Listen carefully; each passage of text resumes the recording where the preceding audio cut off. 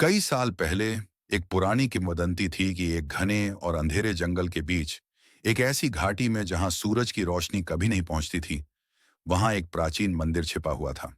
कहा जाता था कि जो भी उस मंदिर में एक बार कदम रख देता था, वह कभी वापस नहीं आता। उस मंदिर का नाम था कालरात्रि मंदिर। एक रात चार दोस्तों की टोली, जो रोमांच और रहस्यों की तलाश में थी, उन्होंने इस मंदिर को खोजने का फैसला किया। अमन, जो सबसे दिलेर था, बार बार कहता था कि ये सब सिर्फ कहानियां हैं। नेहा, जो थोड़ी डरी हुई थी, उसे कुछ अनहोनी का एहसास हो रहा था। राहुल, जो टेक्नोलॉजी का गुरु था, अपने गैजेट्स पर भरोसा कर रहा था। और प्रिया, जो एक इतिहासकार थी, उस मंदिर के पीछे के इतिहास को जानना चाहती थी। आधी रात को वे उस अंधेरी घाटी में पहुंचे। हवा में एक अजीब सी चुप्पी थी। सिर्फ पत्तों की सरसराहट और उनके पैरों की आहट सुनाई दे रही थी। जैसे जैसे वे आगे बढ़ते गए, जंगल और घना होता गया। अचानक उन्हें दूर एक धुंधली सी रोशनी दिखी। वे रोशनी की ओर बढ़ने लगे और जल्द ही उनके सामने काल रात्रि मंदिर का भयानक रूप आ गया। मंदिर प्राचीन था, उसकी दीवारें काई से ढकी हुई थीं और नक्काशीदार पत्थर अजीब और डरावने राक्षसों के चेहरे दिखा रहे थे।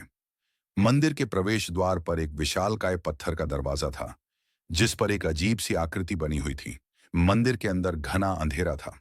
जैसे ही वे अंदर दाखिल हुए, दरवाजा अपने आप एक तेज आवाज के साथ बंद हो गया। हर तरफ जलती हुई मशालों की हल्की रोशनी थी, जिससे मंदिर के अंदर की डरावनी मूर्तियां और भी भयावह लग रही थीं। हवा में एक अजीब सी गंध थी, जैसे पुरानी राख और मिट्टी की।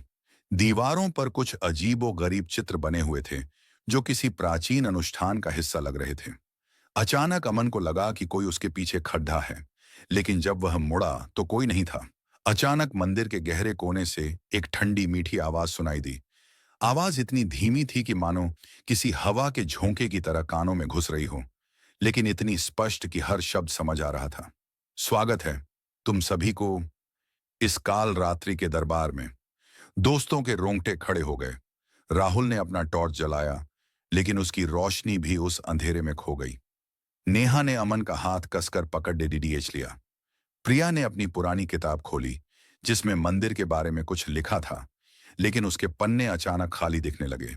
जैसे ही वे आगे बढ़े, एक गलियारे में एक विशालकाय मूर्ति दिखी, जिसके हाथ में एक चमकता हुआ क्रिस्टल था। जैसे ही वे क्रिस्टल के पास पहुंचे, वह तेजी से चमकने लगा और उन चारों को अपनी ओर खींचने लगा। क्रिस्टल की रोशनी इतनी तेज थी कि आंखें चौंधिया गईं। चारों दोस्त एक दूसरे को पुकारते रहे, लेकिन उनकी आवाजें उस अजीब सी गूंज में खो गईं। एक पल के लिए उन्हें लगा जैसे वे किसी दूसरी दुनिया में खींच लिए जा रहे हैं, जहां समय और स्थान का कोई अर्थ नहीं था। फिर सब कुछ अंधेरे में डूब गया। जब उनकी आंखें खुलीं, तो वे एक अलग ही जगह पर थे। यह मंदिर के अंदर ही था, लेकिन ऐसा लग रहा था जैसे वे किसी बहुत ही पुरानी गुफा में आ गए हों। चारों तरफ नुकीले पत्थर थे और जमीन पर अजीबो-गरीब आकृतियां बनी हुई थीं। हवा में सड़ी हुई गंध थी और दूर कहीं पानी टपकने की आवाज आ रही थी। ऊपर से लटकती हुई जंजीरें हिल रही थीं, मानो कोई अदृश्य शक्ति उन्हें हिला रही हो। उन्हें समझ नहीं आ रहा था कि वे कहां आ गए हैं, और अचानक उन्हें लगा कि वे अकेले नहीं हैं। सामने अंधेरे में एक भयानक छाया उभरने लगी। उसकी आंखें लाल अंगारों की तरह चमक रही थीं और उसका आकार किसी विशालकाय दानव जैसा था। राहुल ने अपने गैजेट को फिर से ऑन करने की कोशिश की, लेकिन वह काम नहीं कर रहा था। अमन ने हिम्मत करके आगे बढ़ने की कोशिश की, लेकिन उसके पैर वहीं जम गए। नेहा डर के मारे चीखने ही वाली थी कि प्रिया ने उसे कसकर पकड़ लिया। प्रिया ने अपनी किताब फिर से खोली और इस बार उस पर कुछ पुराने मंत्र लिखे हुए थे। वह दानव धीरे धीरे उनकी ओर बढ़ने लगा। उसके हर कदम से जमीन कांप रही थी। तभी प्रिया ने डरते डरते मंत्र पढ़ना शुरू किया। जैसे ही प्रिया ने मंत्रों का उच्चारण किया, उसकी किताब से एक हल्की नीली रोशनी निकलने लगी। दानव अचानक रुक गया, मानो मंत्रों की शक्ति उसे रोक रही हो। उसके लाल आंखें और भी तेजी से चमकने लगीं। प्रिया के मंत्र पढ़ते ही वह नीली रोशनी एक सुरक्षा चक्र की तरह चारों दोस्तों के इर्द गिर्द फैल गई। वह छाया रूपी दानव गुस्से में दहाड़ा, जिससे पूरी गुफा हिलने लगी। पत्थर ऊपर से गिरने लगे। अचानक दानव की आवाज बदली और वह किसी पुराने पुजारी जैसी सुनाई देने लगी। उसने कहा, तुम यहां से तभी जा सकते हो जब तुम में से कोई एक इस मंदिर का रक्षक बनकर यहीं रुक जाए, वरना यह काल रात्रि तुम सबको निगल जाएगी। अमन, राहुल और नेहा एक दूसरे का चेहरा देखने लगे। किसी की हिम्मत नहीं हो रही थी।